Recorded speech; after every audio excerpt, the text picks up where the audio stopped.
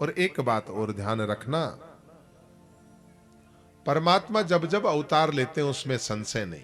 तो बोला महाराज अब समय कम है, 24 अवतार भी बता दो। बोला भाई बड़ी कथा तो कर नहीं पाऊंगा क्योंकि समय की कम है, लेकिन 24 अवतारों में सनक सनातन सनातन सनत कुमार हुए, उसके बाद में वाराह अवतार है, नारद जी महाराज भी अवतार है, नर और नारायण अवतार है, भगवान श्री कपिल जी का अवतार है, दत्तात्रेय जी महाराज का ये अवतार है, यज्ञ अवतार है, ऋषभ देव अवतार है, पृथु अवतार है, मत्स्य अवतार है, कच्छप अवतार है, धनवंतरी अवतार है, मोहिनी अवतार है, श्री नरसिंह भगवान का अवतार है, वामन भगवान का अवतार भी कल होगा, परशुराम जी का अवतार है, भगवान वेदव्यास का अवतार है, भगवान राम जी का भी अवतार परसों होगा, कृष्ण का अवतार भी परसों होगा, बलराम जी शेषा अवतार है, हरि अवतार है, हंस अवतार है, बुद्ध अवतार है, और 24वां जिसको हम कहते हैं कल की अवतार जो होने वाला है। इस तरह से टोटल कुल 24 अवतारों की कथा श्रीमद् भागवत महापुराण में आती है। हमने 24 अवतारों के नाम लिए। भगवान के जितने भी अवतार हैं, बाकी तो सब लीला अवतार है, लेकिन पूर्ण अवतार दो ही हुए हैं। एक अवतार भगवान श्री राम जी का और दूसरा अवतार भगवान श्री कृष्ण का। और एक बात कहूं, राम और कृष्ण दोनों अलग अलग नहीं है, राम और कृष्ण दोनों एक ही है। लेकिन एक बात ध्यान रखना, कृष्ण ने जो कहा वो करना और राम जी ने जो किया वो करना। कृष्ण ने किया वो मत करना, कृष्ण ने जो किया वो मत करना, कृष्ण ने जो कहा वो करना, राम जी ने जो किया वो करना। राम जी ने कभी कहा तो है नहीं, कहीं उपदेश राम जी ने नहीं दिया। कृष्ण ने विश्व का सबसे बड़ा ज्ञान का उपदेश, श्रीमद् भगवत गीता का उपदेश, एक कोहिनूर है पूरे विश्व में, वो उपदेश दिया। तो कहने का मतलब यह है कि आप एक भगवान लीला पुरुषोत्तम है, उनका कहा करना, एक भगवान मर्यादा पुरुषोत्तम है, और दोनों के चरणों में एक साथ प्रणाम करना, अलग अलग मत समझना। एक बात और बताऊं, ये ब्रह्मा है, ये विष्णु है, ये शिव है, ये राम है, ये कृष्ण है, ऐसे व्यक्तियों को अविवेकी कहा जाता है, मूर्ख कहा जाता है। अरे सब एक के एक ही है। इसलिए शंकर जी की आरती में कहते हैं ना, ब्रह्मा विष्णु सदा शिव लागत अविवेका, राम लागत अविवेका, प्रणवाक्षर के मध्य ये तीनों एका, ओम जय हर शिव ओंकारा। कहते हैं सुखदेव जी महाराज के पीछे पीछे जब व्यास नंदन जा रहे हैं, व्यास नंदन के पीछे व्यास जी महाराज जब जा रहे हैं सुखदेव जी के पीछे, तो एक तालाब में कुछ अप्सराएं स्त्रियां स्नान कर रही थी। जंगल था, निर्वस्त्र स्नान कर रही थी। व्यास जी के पुत्र सुखदेव जी महाराज जो जवान हैं, वो पास में से निकल गए। उन्होंने कोई शर्म लाज करी नहीं,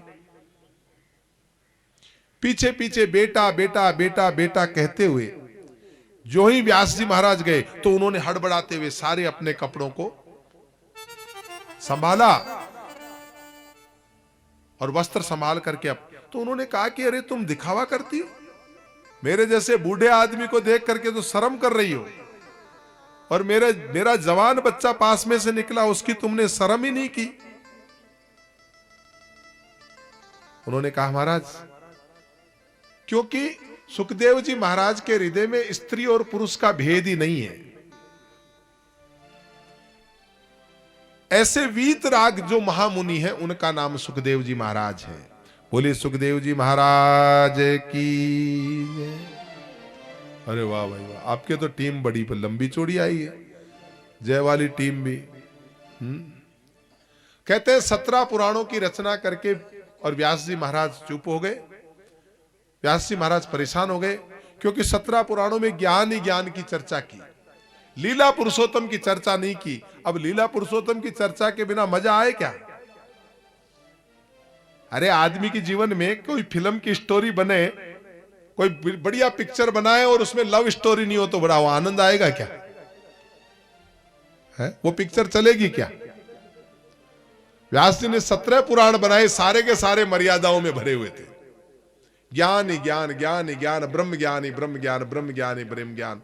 परेशान हो गए ज्ञान ज्ञान से, बड़ा आनंद नहीं आया, मैं दुखी हो गया ज्ञान से। नारद जी महाराज का आगमन हुआ, बोला मुझे जीवन में आनंद नहीं आता। बोला आनंद लेना है तो लीला पुरुषोत्तम की कथा करो। बोला इतने पुराण तो रस दिए, अब लीला पुरुषोत्तम बाकी रह गया। बोला हां, जब तक कृष्ण की रास लीला की चर्चा न हो, जब तक हृदय में प्रेम पैदा ना हो, जब उस प्रेम स्वरूप परमात्मा की आराधना न हो, जब तक जीवन रूखा है। बोला भाई अब मेरे से तो होने वाला नहीं। बोला नहीं नहीं, आप कर सकते हैं, भागवत की रचना नहीं करोगे तब तक आपके मन में संतोष नहीं होगा। व्यास जी बोले अब क्या करूं, बुढ़ापा आ गया, 17 पुराण रच दिए। नारद जी ने कहा मन को निराश मत करो, मेरे पिता ब्रह्मा जी ने मुझे 4 श्लोक दिए थे, वो 4 श्लोक मैं आपको देता हूं और वो 4 श्लोकों से आप जो है भागवत का विस्तार करो। कहते उन्हीं 4 श्लोकों से, बड़ी कथा है लेकिन उन्हीं 4 श्लोकों से भगवान ने श्रीमद् भागवत महापुराण की रचना की। और कहते हैं ऐसे वीतराग सुखदेव जी महाराज जो पिता के बुलाने पर भी नहीं आए। नारद जी ने कहा बुलाना चाहते हो बेटे को? बोला क्या करूं, एकाएक बेटा और वो बाबा जी बन जाए। तो बोला एक तरीका है, प्रेम की कथा सुनाओ बेटे को। बेटा तो ऐसा दौड़ता आएगा। अरे बोला नहीं आएगा, वो वीतराग है। उन स्त्रियों ने कहा था कि आपका बेटा तो स्त्री और पुरुष का भेद भी नहीं जानता, वो नहीं आएगा। नारद जी बोला मैं कहता हूं उसे जाओ प्रेम का पाठ पढ़ाओ। क्या करें? बोला श्रीमद् भागवत महापुराण के कुछ श्लोक है, वो श्लोक सुनाओ। और कहते हैं वो श्लोक जो जाकर के सुनाया, एकांत में बैठे, जंगल में बैठे सुखदेव मुनि तपस्या कर रहे हैं और वहां जाकर के कोई कहता है प्रहापीडम नटवर पुकर्णयो कृणिकारम बिभ्रद्वास कनक कपिसं वैजयंती च मालाम। भगवान की समाधि खुल गई वेद व्यास जी की और सुखदेव जी की। उन्होंने कहा ये कौन है, इसके आगे का श्लोक सुनाओ। तो उन्होंने कहा आगे का श्लोक हमें नहीं आता, आगे का श्लोक सुनना है तो भगवान वेद व्यास के पास जाओ। हमें आगे आगे जानना है तो पिताजी के पास जाइए। ऐसा एक प्रेम का मंत्र नहीं, ये श्रीमद् भागवत महापुराण है, ये प्रेम पुराण है, इसका नाम प्रेम सागर है। 18,000 श्लोक है इसमें प्रेम के। सुखदेव जी महाराज ने उठ तो गए लेकिन गए नहीं। व्यास जी ने पूछा क्या हुआ? बोला गुरुजी एक बार तो उनकी समाधि छूट गई और तपस्या छोड़ के कहने लगे इसके आगे का सुनाओ। तो हमने कहा आगे का तो हम सुना नहीं सकते, ये तो पिताजी सुनाएंगे। बोला इस बार जाओ तो ये मंत्र सुनाना, शायद परिवर्तन आ जाए। वो मंत्र क्या था? एक श्लोक था, अहो वकीयम स्तन कालकूटम जिंघासयापाय यद्दाप साध्वी लेभे गतिम धातृचिताम ततोन्यम कम वा दयालुम शरणम ब्रजेम। इस श्लोक का थोड़ा अर्थ भी समझे। अहो देखो तो सही, इस पूतना को जहर लगाकर आई थी अपने स्तनों पर, लेकिन भगवान ने उसका भी उद्धार कर दिया। गोविंद ने उसको माता की गति प्रदान कर दी। जो गति मां यशोदा को प्रदान की वो गति पूतना को प्रदान की। ऐसा सुनते ही सुखदेव जी महाराज की समाधि टूट गई। शिष्यों से बोले आगे बोलो। बोलो हमें इतना ही आता है, आगे सुनना है तो चलो पिताजी के पास। तोड़े दौड़े आए, पिताजी के चरणों में गिर के बोले पिताजी मुझे श्री कृष्ण कथा सुनाइए, मुझे भागवत कथा सुनाइए। मैं जंगल में रह के खूब बोरियत भरी साधना कर चुका, अब तो मुझे इस प्रेम पुराण की कथा सुनाइए। वेदव्यास ने सोचा मेरा पुत्र आ गया, लेकिन भागवत पढ़ने का अधिकारी तो ये सूत जी के पुत्री है।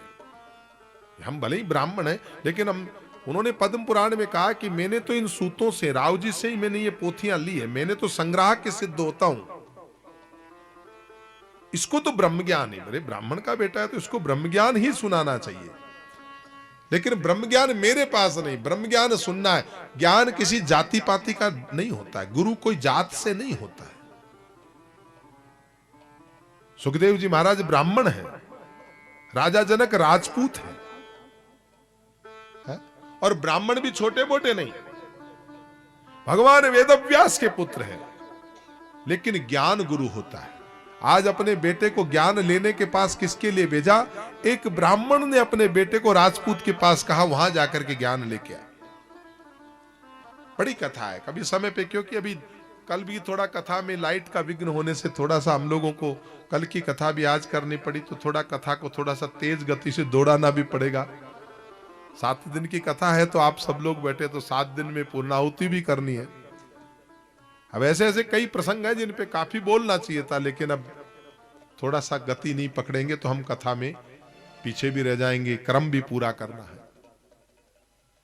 कहते हैं महाराज कुछ बजाते रहो, सही। सुखदेव राजा जनक के पास जाओ।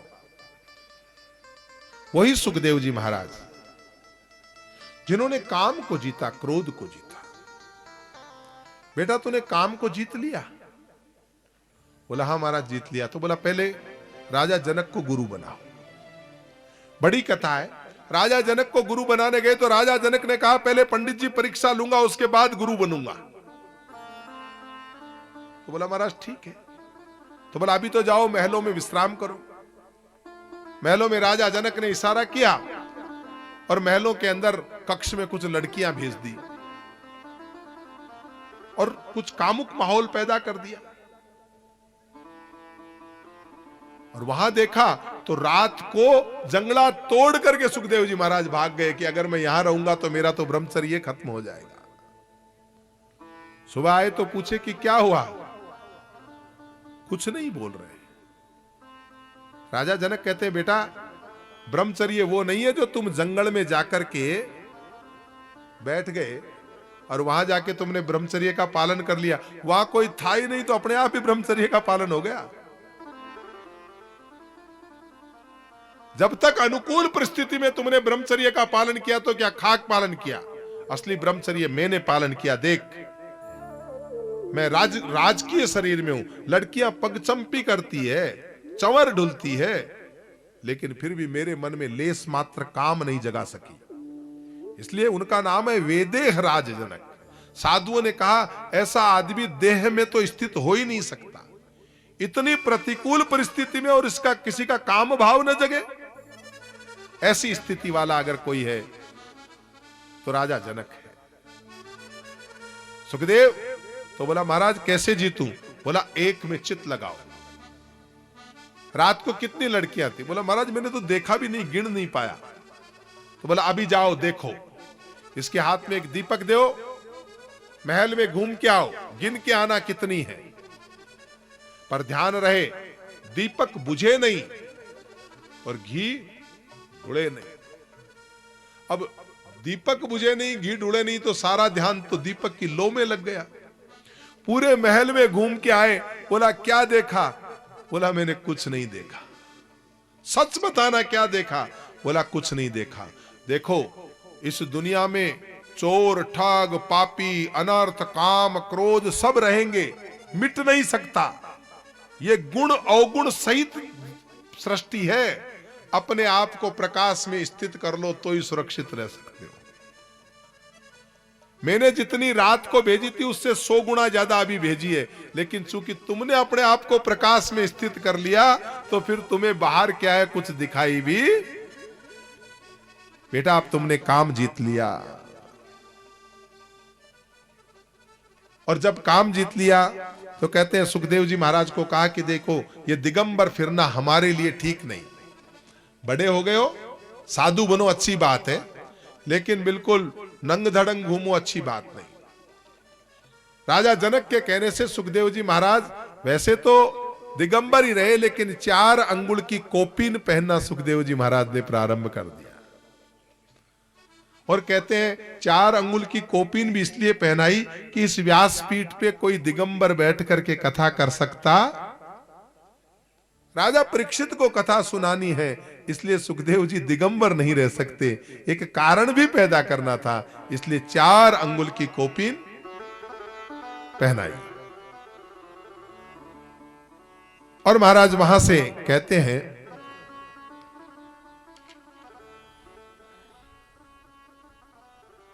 कि कौरवों का युद्ध चल रहा है। कौरवों के युद्ध के बीच में युद्ध भूमि में दुर्योधन पड़ा है। दुर्योधन देख रहा है मेरे सब भाई मर गए, पूरा का पूरा कौरव वंश आज खत्म हो गया। अश्वत्थामा आता है। अश्वत्थामा कहता है मित्र मैं तुम्हारे लिए क्या कर सकता हूं। बोला अश्वत्थामा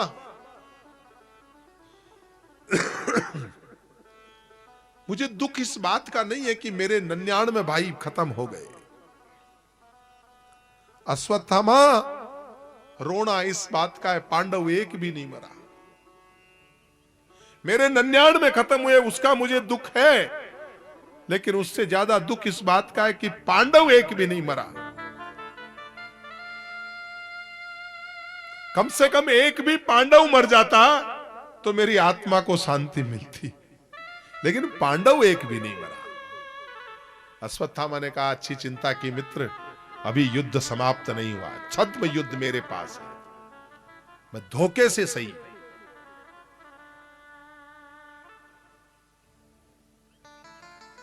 अश्वत्थामा ने कहा मैं पांडवों के सिर तुम्हारे, तुम मरना मत, अपने श्वास को रोक के रखना, कल का सूर्योदय होने से पूर्व पूर्व मैं 5 पांडवों के सिर ताज तेरे सामने लेके आऊंगा। लेकिन जिनकी रक्षा भगवान करते हो, योगक्षेमम वहन करते हो परमात्मा, जाको राखे साइया, ये बात ऐसे छेड़ते रहा करो, जाको राखे साइया मार सके ना कोई, बालन बाको कर सके हो, बालन बाको कर सके सो जुग बैरी हो। भगवान ने जाते कहा अर्जुन क्या कर रहे हो, उठो यहां से, आज यहां नहीं सोना है। बोला नींद आ रही है ना, सोने दो ना कृष्ण तुम भी। बोला नहीं नहीं सुनो, आज एक बहुत अच्छी जगह चलेंगे। ऐसा कहकर उस डेरे में से भगवान 5 भाइयों को तो उठा के लेके चले गए, लेकिन उन 5 भाइयों के समान चेहरे उनके 5 बेटे वहीं सोते रह गए। पीछे से अश्वत्थामा आया, और अश्वत्थामा अंधकार में पागल होकर के आता है, मालूम भी नहीं करता कौन है, सिर उघाड़ के भी नहीं देखता, और प्रतिशोध की अग्नि में 5 बच्चों का सिर कलम कर देता है। और 5 पांडवों के पुत्रों का वो सोते ही रह गए। निरपराध बच्चे आज मारे जाते हैं, उनका सिर लेके जाता है तो दुर्योधन के हृदय में भी दया प्रकट हो जाती है। हालांकि दुर्योधन के हृदय में भीतर आत्मा में प्रतिशोध की ज्वाला जल रही है, लेकिन दुर्योधन कहता है तूने ये क्या किया, मैंने पांडवों को मारने की बात की थी, अपना वंश खत्म करने की बात नहीं की, ये तो मेरे बेटे हैं। अश्वत्थामा तूने क्या किया, मेरा वंश खत्म कर दिया। मुझे अपने भाइयों से बदला लेना था, भतीजों से नहीं। अरे अश्वत्थामा तूने बहुत बुरा किया। ये और दिन देखने बाकी रह गए थे। ऐसा कहते दुर्योधन ने अपने प्राण छोड़ दिए। द्रौपदी कर्रा उठी, द्रौपदी के पांचों पुत्र मारे। अब जिसके 5 पुत्र मर जाए, आप अनुमान लगाइए उस माता की स्थिति क्या होती होगी। द्रौपदी बार बार पुकारती है, रे दुष्ट क्या बिगाड़ा था, मेरे बच्चों ने क्या बिगाड़ा था। अगर हिम्मत थी तो मेरे पतियों से झगड़ते।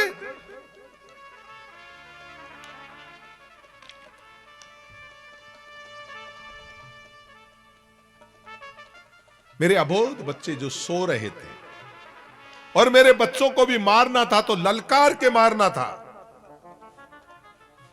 मैं गर्व करती अगर मेरे लाल लड़ते हुए मारे जाते, लेकिन मेरे सोते हुए बच्चों के सिर कलम कर दिए। इस दृश्य को देखने के लिए लाखों नर नारी इकट्ठे हुए। राम राम राम, कैसा जमाना आ गया। ब्राह्मण के बेटे ने कितना बड़ा पाप किया। अर्जुन ने धनुष हाथ में ले लिया। द्रौपदी, हमारे पुत्रों को मारने वाला अश्वत्थामा आकाश पाताल तीनों लोकों में कहीं भी होगा, बच नहीं पाएगा।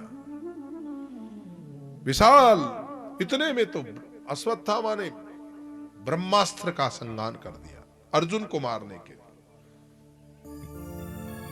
जो ही ब्रह्मास्त्र को आते देखा, अर्जुन कृष्ण के चरणों में गिर पड़े। कृष्ण कृष्ण महाभाव भक्ता नाम भय, त्वमेको दाह्यमाना नाम पवगो सी संसरते। प्रभु मुझे बचाओ। भगवान ने कहा, अर्जुन डरता क्यों है? कभी कभी जहर की औषधि जहर होती है। उसने ब्रह्मास्त्र का संगान किया, तू भी कर।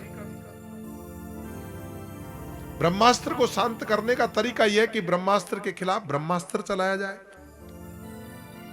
और कहते हैं ब्रह्मास्त्र शांत हुआ, अश्वत्थामा के केस पकड़ करके रगड़ता हुआ, खींचता हुआ अर्जुन द्रौपदी के सामने ला रहा है। लोग कह रहे, रे दुष्ट, महर्षि द्रोणाचार्य का बेटा होकर के इतना इतना बुरा कर्म करता है, ऊंच निवास नीच करतूती। अर्जुन ने कहा, देवी, हमारे संविधान के अनुसार ऐसे आतताई को जिसने बच्चों की हत्या की हो मृत्यु दंड देना चाहिए। और जो ही गुरुपुत्र को को मैं प्रणाम करता हूं। द्रौपदी कहती, क्या कर रहे, छोड़ दीजिए। नहीं, इसके केस छोड़िए, आप पहले इनके केस छोड़िए, पहले इनके केस छोड़िए। अपने 5 बच्चों का हत्यारा, लेकिन गुरु पुत्र है, गुरु के प्रति श्रद्धा देखिए। आप पहले केस छोड़िए ना इनके। अर्जुन कहता है, तो किसके केस छुड़वा रही है? ये तेरे 5 बच्चों को मां भले ही होगा, मेरा गुरु, मेरे गुरु का पुत्र है। जिस गुरु ने आपको बाण चलाना सिखाया, जिस गुरु ने हमको भगवान में प्रीति, उसके गुनाह भी हमें मंजूर है।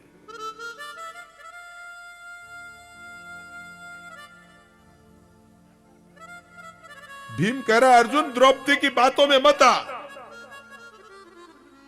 ये नारी है, ये भावना में बह रही है, द्रौपदी की बातों में आने की जरूरत नहीं। और अगर तू इसे नहीं मारेगा तो मैं इसे मारूंगा। वो कहती, नहीं नहीं, आप ऐसा मत कहिए, छोड़ दीजिए इन्हें। अर्जुन ने कहा, क्या कह रही हो तुम? कहती हो छोड़ दो। जिसने हमारे 5 पुत्रों को मौत के घाट उतार दिया, उसके लिए तुम कहती हो कि मैं उसे छोड़ दूं? बोला, आप नहीं समझ पाएंगे। एक मां ही दूसरी मां की वेदना समझ सकती। आज जैसे मैं अपने पुत्रों के लिए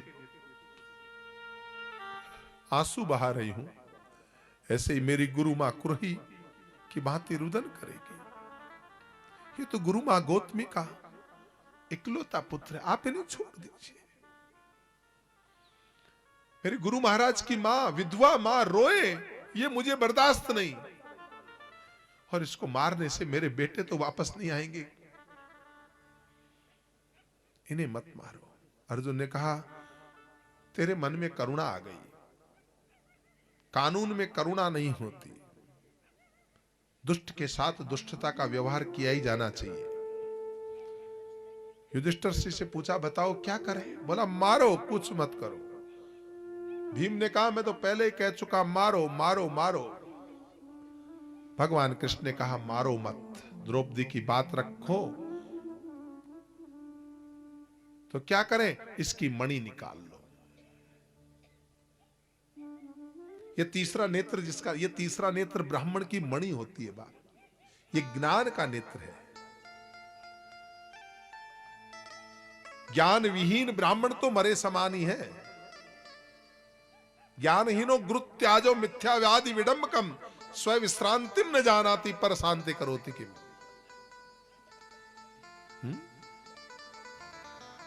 छोड़ दीजिए। बोला इससे क्या मिलेगा? इसे मार करके, उनकी मणि निकाल करके, सिर को मूंड करके, आधा सिर मूंड करके उन्हें छोड़ दिया। वैसे तो अश्वत्थामा को शुक्रगुजार होना चाहिए था कि मृत्युदंड फांसी मिलने वाली थी और फांसी की बख्शीशनामा मिला, लेकिन कहते हैं ना, दुष्ट को तो दुष्टता ही सूझती है। जो ही उसे बेइज्जत करके छोड़ा, उसने देखा कि अभी इसका वंश खत्म नहीं हुआ। अभिमन्यु की पत्नी है उत्तरा, और उत्तरा के गर्भ में अभी बच्चा है। कौरव और पांडव वंश का आखिरी ज्योति उत्तरा के गर्भ में है। मैं इनके वंश को खत्म कर दूंगा। और जो ही बाण संधान किया, ब्रह्मास्त्र का संधान किया, उत्तरा बोली, बचाओ कृष्ण, बचाओ बचाओ बचाओ। भगवान तुरंत बाहर कन्हैया अलग बैठा है, और अंदर गर्भ में इस अंगूठे के प्रमाण परमात्मा ने पहुंच करके अपने सुदर्शन से एक पूरी परिक्रमा उनके गर्भ में, और उस परिक्रमा में रक्षित होने के बाद जिस बालक का जन्म हुआ, उस बालक का नाम परीक्षित हुआ। बोलिए परीक्षित महाराज की। राजा परीक्षित का जन्म हुआ, और जो ही परीक्षित का जन्म होता है, उसे पहले कहते हैं कि भगवान भी कहते हैं कि मैं वापस जाना चाहता हूं, आप सब लोग अपने लिए कुछ मांगो। कुंती भी खड़ी है, सब खड़े हैं, सब दुखी हैं। सबसे कहा कुछ मांगो। सबने कहा प्रभु तेरी याद बनी रहे, याद बनी रहे, याद बनी रहे। आप कहीं भी जाओ आपकी याद आती रहे। आज कुंती एक साइड में खड़ी है। कुंती से पूछा, बुआ जी आप रास्ते में बुआ लगती हो, अब मेरे पिताजी की बहन हो, आप भी तो कुछ मांगो। बोला क्या मांगू गोपाल? मांगते तो वो होते जो भिखारी होते। बोला भिखारी नहीं, बुआ जी बन के मांगो, हक से मांगो, मेरा देने का मन है। बोला अगर देना चाहते हो तो एक ही वर दो। बोला क्या? विपदः सन्तु न सस्व तत्र तत्र जगत गुरो भवतो दर्शनम यस्साद पुनर्भव दर्शनम। अगर देना है तो मुझे खतरनाक से खतरनाक दुख दो। बोला बुआ जी खतरनाक से खतरनाक दुख नहीं, सुख बोलो। बोला नारे सुख नहीं चाहिए। तो बोला बुआ जी दुख भी कोई मांगने की चीज है? बोला गोविंद देखो, जब तक दुख था तब तक तो तुम हमारे साथ में थे। आज जो ही हस्तिनापुर का राज हमें मिला, सारी महाभारत खत्म हुई, सुख आते तुम कहते हो कि मैं जाना चाहता हूं। मेरी बहुत बड़ी व्यथा है। मैं तो इतना ही जानती हूं, मुझे तो दुख में मजा आता है। कवि सुरेंद्र शर्मा कहते हैं ना, घरा घरा मत जा रे दुखड़ा, मारे घर कब आवेगा? मारो घर तो खुलो पड़ियो है, मारे घर कब आवेगा? क्यों जाता है इधर उधर? सुख के माथे सिल पड़े जो हरि हृदय ने जाए, बलिहारी वहां दुख की जो माने पल पल नाम जपाए। दुख में तो भगवान तेरी याद आती है। कह हनुमंत विपत्ति प्रभु सोई, जब तब भजन न सुमिरन होई। मां कुंती ने दुख इसलिए मांगा। आपस में चर्चा कर ही रहे थे, किसी का मन नहीं होता जाने का।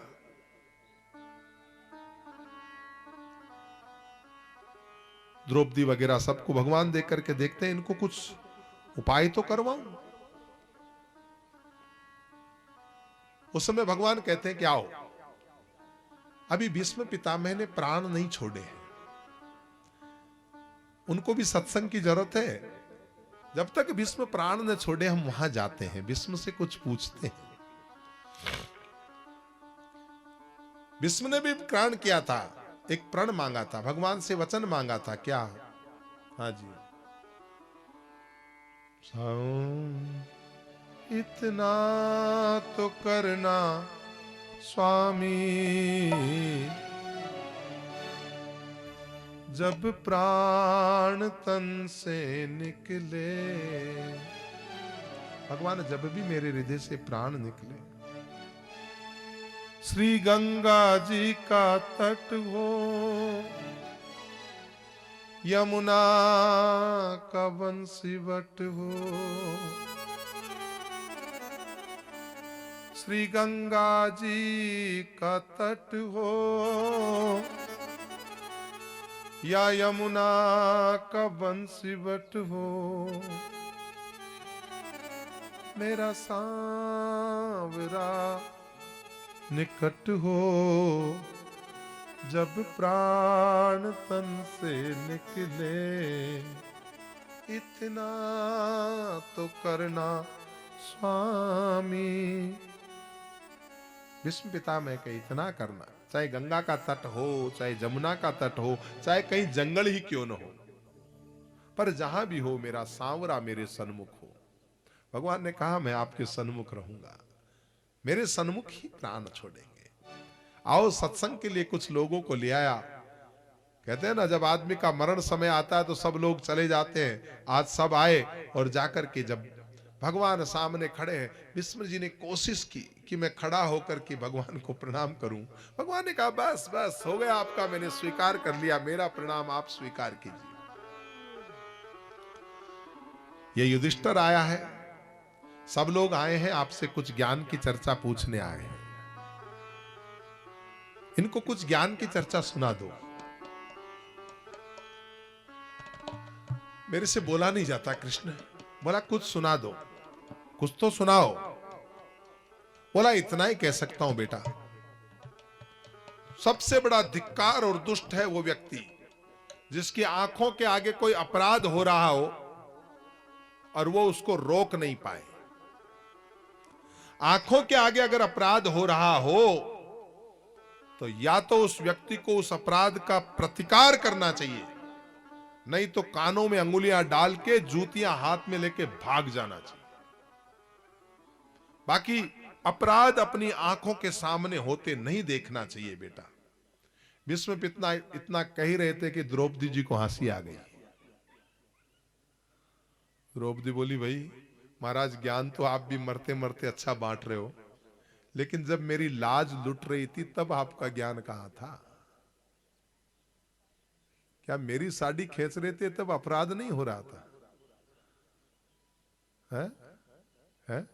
कहते हैं ना वो राखो लाज है, क्या था उसमें? नहीं, भीष्म द्रोण सब मिट बैठे बड़े बड़े, नहीं, जाएगी लाज तुम्हारी जाएगी लाज तुम्हारी, नाथ मेरो क्या बिगड़ेगो। आवाज को भाई, प्रभु जी जाएगी लाज तिहारी, ना तुम्हें रोका का बिगड़े गो, जाएगी लाज तिहारी।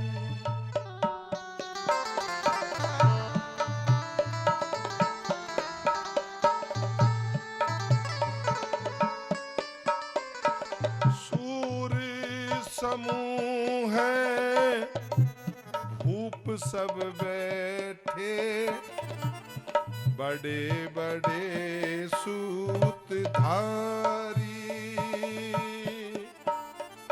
सूर्य समूह है भूप सब बैठे, बड़े बड़े व्रत धारी धारी, बड़े बड़े व्रत धारी।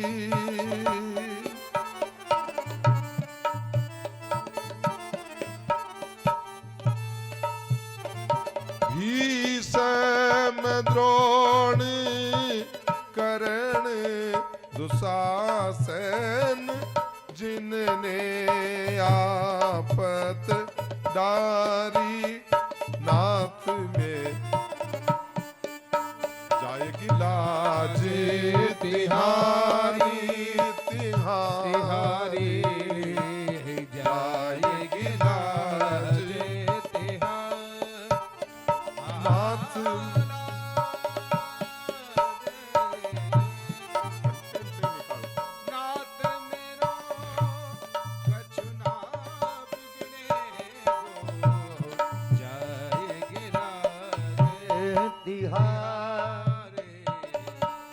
जाएगी लाज। महाराज इतने बड़े भीष्म द्रोण आप सब बैठे थे, द्रोण भी ज्ञानी थे, आप भी ज्ञानी थे, मेरी लाज बचाने के लिए आप में से कोई आया तो नहीं? कहां चला गया था आपका ज्ञान? उस समय आपका ये ज्ञान कहां गया था? भीष्म ने कहा, बेटा एक बात बताऊं, अन्न खाने से तन नहीं बनता, अन्न खाने से मन बनता है। इसलिए कहते हैं ना, जैसा खाते हैं अन्न वैसा बनेगा मन। अन्न खाने से तन नहीं, अन्न खाने से मन बनता है। बेटा मुझे दोष मत दो, क्योंकि मैं पापी के घर का अन्न खाता था, और पाप का अन्न खाने की वजह से मेरे ये ज्ञान की बुद्धि सब खत्म हो गई थी। ये तो सरसैया पे पड़े रहने की वजह से जब मेरे खून का कतरा कतरा, उस पाप के अन्न के खून का कतरा कतरा जब निकल गया, आज मेरा मन पवित्र हुआ है, तब बेटा मैं ज्ञान की चर्चा कर रहा हूं। बेटा उस दूषित अन्न को खाने की वजह से मेरी बुद्धि मारी गई थी। इसलिए एक बात ध्यान रखना, अन्न दूषित न हो। अन्न दूषित कैसे होता है?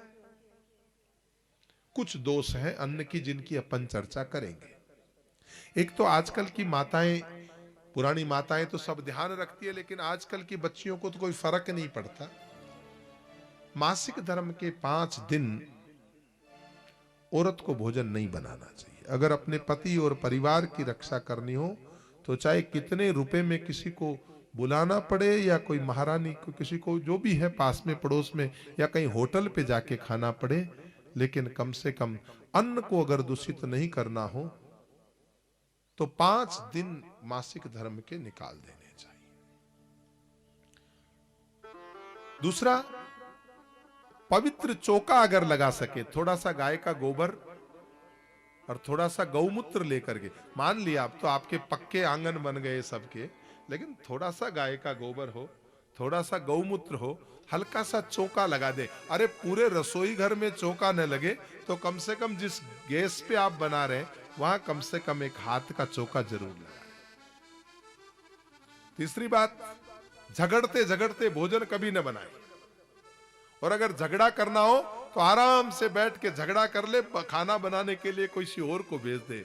खाना हमेशा शांत मन से ही बनाना चाहिए है? हम ये जिन बहन जी के घर खाना खा रहे हैं ना, उसका प्रभाव है। आज कथा में आनंद आ रहा है ना, ये उस मातृ शक्ति का जो है ना, और वो बड़ा कभी वो खींचती नहीं है। 5 आ गए, 7 आ गए, 8 आ गए, जितना मैं बोला हमारे तो कोई व्यवस्था ही नहीं, ठाकुर जी व्यवस्था करते। लेकिन प्रसन्न आत्मा, ऐसा नहीं कि महाराज ये कितना, अब हमारे हमने कोई जिम्मेवारी थोड़ी ली, ऐसा तो नहीं भाव में है, बड़ा हृदय से बड़े अपना। तो भोजन जो है वो बनाने वाली माई अगर शांत मन से प्रेम से भोजन बनाती है, उसका इफेक्ट आप पे जरूर पड़ता है। और आप ध्यान रखना, कई बार आप इस पे अन्वेषण कर सकते हैं। आप जिस दिन क्रोध में हो उस दिन ये भी सोचना आज खाना किसने बनाया था, या खाना बनाने वाले, ये किसी व्यक्ति विशेष से नहीं, खाने बनाने वाले की मन की स्थिति क्या थी। व्यक्ति विशेष का दोष नहीं होता है, पर खाना बनाते समय माताजी झगड़ रही थी या प्रेम से कीर्तन कर रही थी। अगर उसने कीर्तन करते करते हुए खाना बनाया होगा तो उसका एक अलग प्रभाव होगा, और अगर झगड़ा करते करते खाना बनाया होगा तो उसका अलग प्रभाव होगा। ये ध्यान रखना। स्थान का दोष होता है। खाना गंगा जल से बनाए, लेकिन खाना किसी मुर्दे के समीप रखा हो तो खा सकते हो क्या? गंगा जल को दारू की दुकान पे ले जाके मदिरालय में रख दो तो क्या फिर पी सकते हो क्या? चलो गंगा में शराब मिला ही नहीं है, मदिरालय में खाली रख दिया है, फिर गंगा जल पियोगे क्या भाई? नहीं पी पाओगे ना। स्थान का दोष लगता है। गंगा जैसा जल है लेकिन वो भी मदिरालय में अगर रख दिया गया, अन्न के दोष। देखो माताओं, बहुत कुछ कहना है लेकिन समय की सीमा है। मैं तो 5 लाइन में आपको एक बात कह देता हूं। अन्न को खाना मत खाना, प्रसाद बना के खाना। प्रसाद बनाने के लिए क्या करें? खीरे के ऊपर छोटा सा अग्नि में एक गाय के बढ़िया कंडे जरूर मंगवाना घर में, और खीरे के ऊपर थोड़ी धूप लगे, थोड़ा सा शक्कर, थोड़ा सा घी, और छोटे छोटे 5 ग्रास ओम प्राणाय स्वाहा। आप मंत्र लिख लीजिए। ओम प्राणाय स्वाहा, ओम अपानाय स्वाहा, ओम व्यानाय स्वाहा, ओम उदानाय स्वाहा, ओम समानाय स्वाहा। ये 5 ग्रास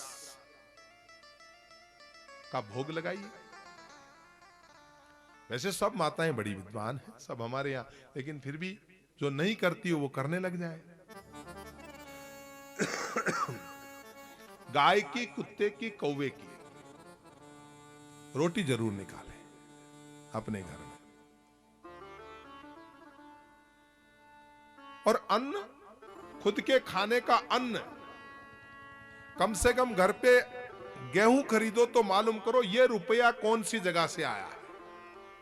आपके घर में कई तरीके से पैसा आता होगा, लेकिन अन्न की जो बोरी खरीदो उसका जरूर ध्यान रखना कि वो पैसा कौन सी जगह से आया था। इतना भी फर्क पड़ता है। बेटा, ये अन्न का दोष था जिसकी वजह से ये हुआ। कहते हैं भगवान कृष्ण चले गए। जाने के बाद में भगवान को छोड़ने के लिए अर्जुन गए। अर्जुन जब वापस आए तो ना कृष्ण थे ना द्वारिका थी, कुछ न, मतलब वो अभी जो द्वारिका है ना, वो तो कहते हैं दूसरी, वो द्वारिका तो समुद्र के भीतर है, ऐसा भी कहते हैं। वो तो समुद्र के भीतर ही रह गई, ये तो उसका प्रतिरूप है, ऐसा सुना मैंने। वो कहते हैं वो द्वारिका तो भगवान ने समुद्र के बीचों बीच बनाई थी। और जो ही अर्जुन वापस आए बड़े उदास आए, हालत खराब है।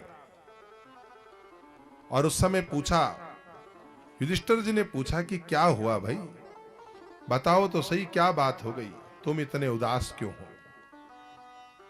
तो उन्होंने कहा कि भगवान हम सबको छोड़ करके चले गए। युधिष्ठिर ने कहा जब भगवान चले गए तो हम रह के क्या करेंगे, हमें भी अब नहीं रहना। छोटी सी उम्र में राजा परीक्षित का क्या कर दिया? क्या किया राजा परीक्षित का? कथा सुन रहे थे ना आप?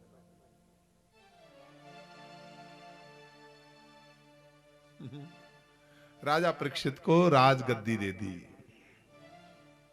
क्योंकि इसलिए वो बात कर रहे थे तो मुझे पूछना जरूरी हो जाता है कि बात करते हुए कथा में चित्त भी है कि नहीं। राजा परीक्षित को अपने पोते को राजगद्दी दे करके और छोटी सी उम्र में राजगद्दी दे करके वो चले गए और भगवान का सुमिरन करते करते, भगवान का नाम जपते जपते उन्होंने अपना शरीर छोड़ दिया। राजा परीक्षित बहुत बड़े धर्मात्मा राजा हुए। राजा परीक्षित के राज में कभी कलयुग ने प्रवेश नहीं किया।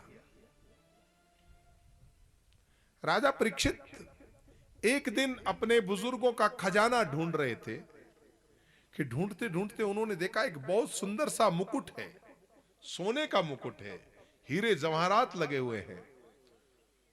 राजा परीक्षित ने वो मुकुट उठा करके अपने सिर पे धारण कर लिया। सिर पे धारण करके और मन में विचार आया कि अरे मैं तो राजा हूं, मुझे तो आखेट खेलने के लिए जाना चाहिए। सिर के मुकुट की वजह से इतने परेशान हुए, अहंकार आ गया ना, घमंड आ गया।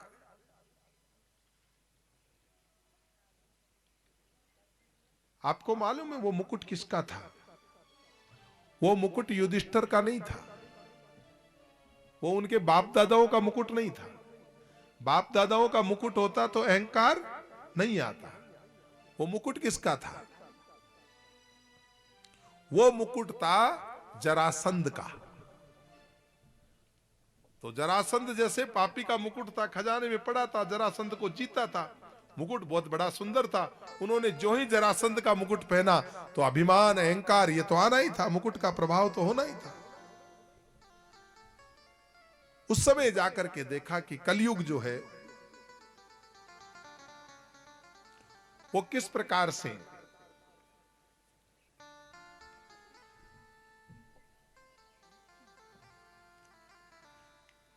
श्री कृष्ण गोविंद हरे मुरारी, हे नाथ नारायण वासुदेवा। श्री कृष्ण गोविंद हरे मुरारी, हे नाथ नारायण वासुदेवा। हे नाथ नारायण वासुदेवा। हे नाथ नारायण वासुदेवा। हे नाथ नारायण वासुदेवा। हे नाथ नारायण वासुदेवा।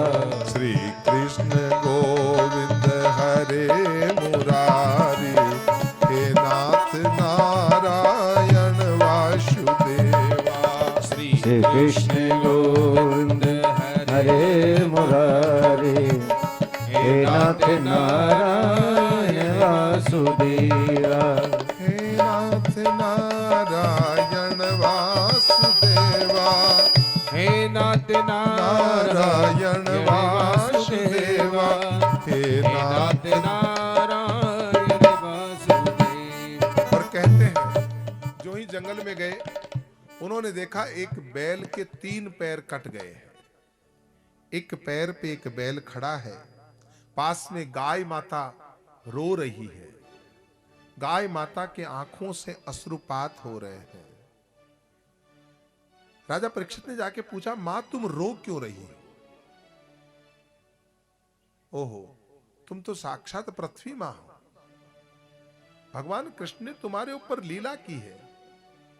मां तुम्हें ऐसी क्या दिक्कत आई कि हे मां पृथ्वी मां तुम्हें गाय का रूप लेकर के रोना पड़ रहा है? बोला भाई क्या बताऊं, भगवान श्री कृष्ण तो लीला करके चले गए, लेकिन अब पृथ्वी पे मेरी हालात खराब हो गई, मेरे ऊपर पाप बढ़ गया। ये संसार का धर्म का जब लोग पालन नहीं करते, जब पाप बढ़ जाता है, पाप में कलयुग की कुदृष्टि का शिकार हो गया।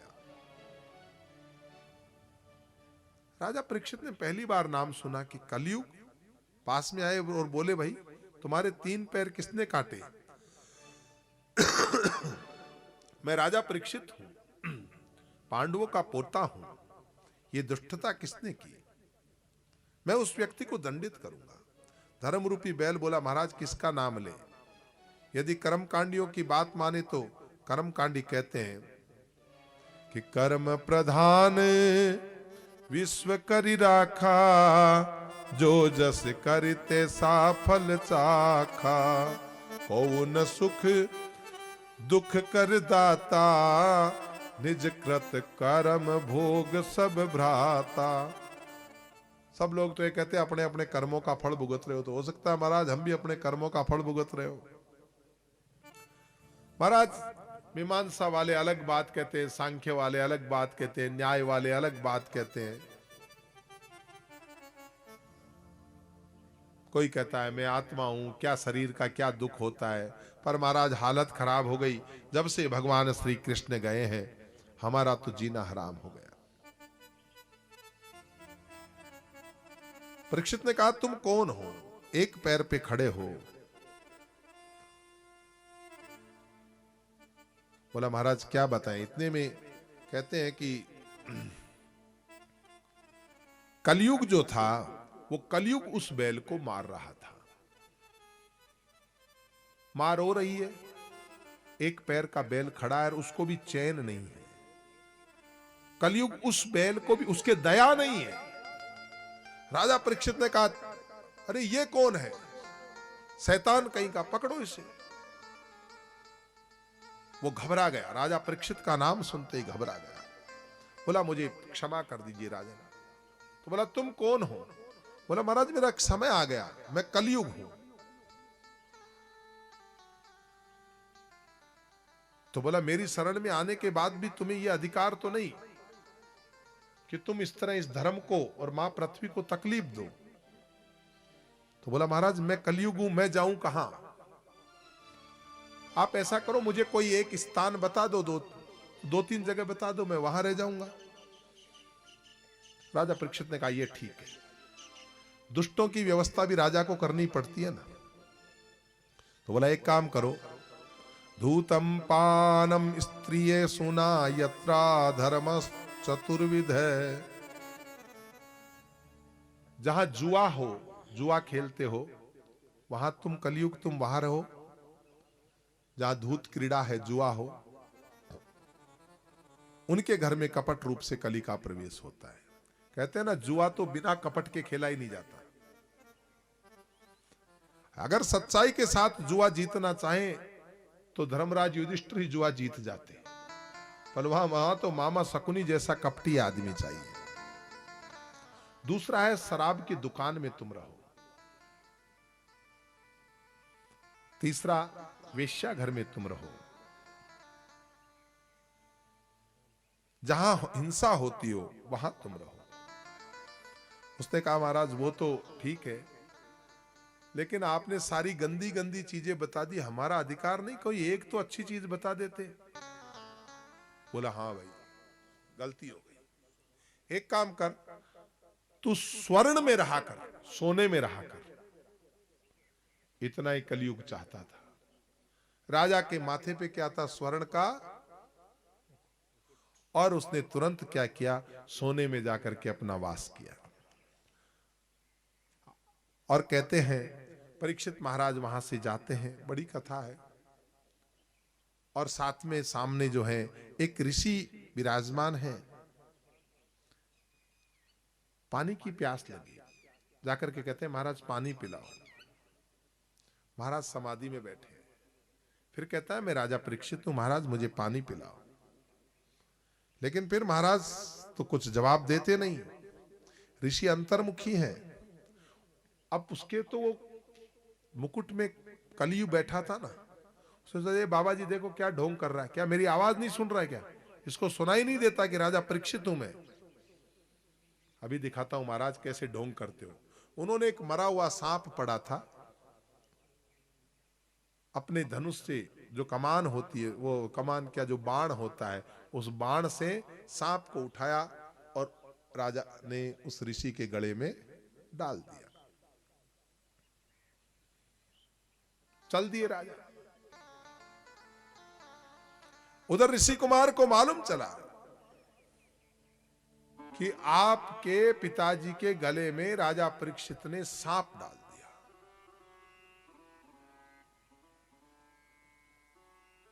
श्रृंगी ऋषि, उनके पुत्र का नाम श्रृंगी ऋषि है। श्रृंगी ऋषि ने तुरंत संकल्प लिया, जिस राजा परीक्षित ने ये मरा हुआ तक्षक मेरे पिता के गले में डाला है, मैं श्रृंगी ऋषि श्राप देता हूं कि वही तक्षक उस राजा को आज के 7 दिन बाद डस करके उसकी मृत्यु प्रदान करेगा। समीक ऋषि की आंखें खुली। उन्होंने, अरे क्या हुआ बेटा, तू रो क्यों रहा है? बोला, महाराज आजकल के राजा भी क्या राजा हो गए, शर्म ही नहीं आती, साधु संतों का सम्मान ही नहीं रहा। बोला, क्या हुआ बेटा? बोला, क्या बताएं, आपके गले में मरा हुआ। अरे बोला, कोई बात नहीं, राजा से गलती हो जाती है बेटा, राजसी प्रवृत्ति होती है, अपनी तरह से साधु थोड़ी है, न मालूम कौन से स्वरूप में रहते हैं। तूने कुछ श्राप राप तो नहीं दिया? बोला, मैंने तो ऐसा दंड दिया है, मैंने उसे श्राप दे दिया कि 7वें दिन तक्षक नाग उसे डसेगा। समीक ने कहा, तुरंत अपने 4 शिष्यों को बुलाया और उसे कहा, ये मेरे बेटे का दिया हुआ श्राप है, श्रृंगी ऋषि का श्राप है, ये खाली नहीं जाएगा। राजा परीक्षित, तुम्हारे को जो उपाय करना हो वो कर लो, 7 दिन का जीवन तुम्हारे पास में है। अपने गौर नाम के शिष्य को भेजा। परीक्षित महाराज कहते हैं, वाह। पत्नी ने कहा, आप डर क्यों रहे? बोला, मैं डर नहीं रहा हूं, मैं तो हर्ष हूं। बोला, क्या? बोला, 7 दिन तक मेरा काल भी मेरा कुछ नहीं बिगाड़ सकता। काल की भी हिम्मत नहीं कि 7 दिन तक काल भी मेरा कुछ बिगाड़ सके, क्योंकि श्रृंगी ऋषि ने मुझे श्राप नहीं वरदान दिया है। अब 7 दिन से पूर्व मेरी मृत्यु भी नहीं आ सकती। और माफ करना बाप, 100 वर्ष के बेकार जीवन से तो विवेकानंद का 40-45 साल 50 साल का जीवन ही बढ़िया है।